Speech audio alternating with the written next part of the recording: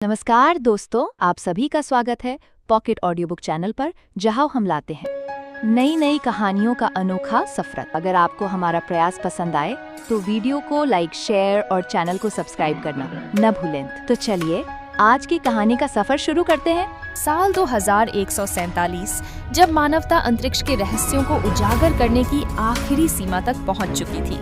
ओरियोनिस we एक रहस्यमयी ग्रह जो अब तक किसी भी खगोल वैज्ञानिक के लिए सिर्फ एक अनजान बिंदु था, लेकिन कुछ हफ्तों पहले वहां से एक अज्ञात ऊर्जा स्रोत का संकेत मिला था।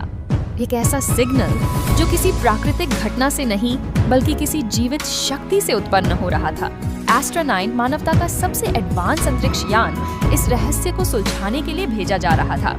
इस मिशन की कमान मिली थी कैप्टन अर्विशा पांडेय। कैप्टन अर्विशा पांडेय एक बेहतरीन और जिद्दी अंतरिक्ष यात्री है जिसने महज 30 साल की उम्र में एक बड़े मिशन की कमान संभाली है। बचपन से ही उसे तारों और अंतरिक्ष की दुनिया ने आकर्षित किया था और इसी जुनून ने उसे एरोनॉटिक्स की पढ़ाई करने के लिए प्रेरित किया।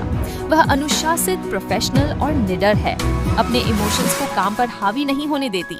गहरी भूरी आंखों में ठहराव, कंधे तक कटे बाल और मजबूत शरीर उसकी शख्सियत को परिभाषित करते हैं। बाहर से सख्त दिखने वाली अर्विशा के अंदर भी एक नरम दिल छिपा है जिसे वह बहुत कम लोगों के सामने जाहिर करती है। Mission briefing, space station. General Victor, जो इस मिशन के प्रमुख थे, स्क्रीन पर ओरायोनिस वी का 3D होलोग्राम दिखा रहे थे। जनरल विक्टर गंभीर स्वर में, कैप्टन अर्विशा, आपके पास सिर्फ 6 महीने हैं इस ग्रह की सतह पर उतरने और उस ऊर्जा स्रोत को खोजने के लिए। यह मिशन मानवता के भविष्य से जुड़ा है। अर्विशा बिना झिझके, मुझे ऑर्डर समझ आ गए हैं सर। मेरी टीम और मैं तैयार हैं। रोहन मेहरा 32 साल का एक होशियार और जिंदा दिल एस्ट्रोनॉट है जो अर्विशा के मिशन का को पायलट है। वह मजाकिया, समझदार और टीम का मोटिवेशन बना रहता है। गहरी नीली आंखें और लापरवाह सा दिखने वाला अंदाज उसे अलग बनाता है। एस्ट्रा 9 3 महीने बाद अंतरिक्ष का अंतहीन अंधकार एस्ट्रा 9 के चारों ओर फैला था। पृथ्वी अब बस एक हल्का नीला बिंदु बन चुकी थी।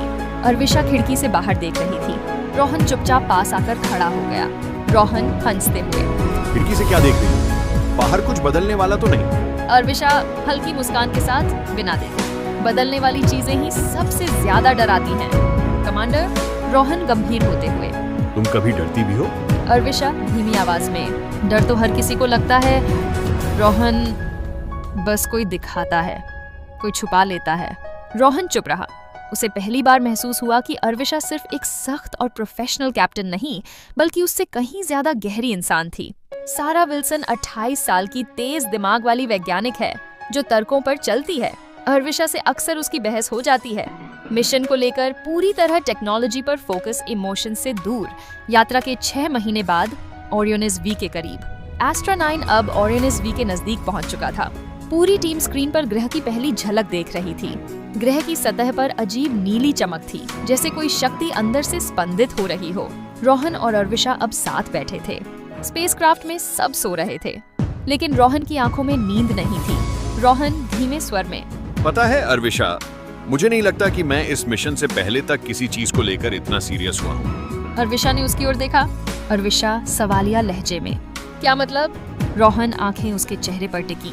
बस मुझे लगता है कि कुछ चीजें हमेशा के लिए नहीं होती, इसलिए जब तक वो होती हैं उन्हें फील करना चाहिए। अर्विशा कुछ कहने ही वाली थी कि तभी अचानक स्क्रीन पर अलर्ट आने लगा। सारा चौंकते हुए, हम किसी ऊर्जा क्षेत्र में जा रहे हैं, कुछ ठीक नहीं लग रहा। एस्ट्रा 9 के चारों तरफ एक रहस्यमयी नीली रोशनी चमकने लगी। कंप्यूटर सिस्टम्स फेल होने लगे। अर्विशा तेजी से, सब अपने पोजीशन पर रहो, हम इस ग्रेविटेशनल फील्ड से बाहर निकलने की कोशिश करेंगे। लेकिन तब तक बहुत देर हो चुकी थी।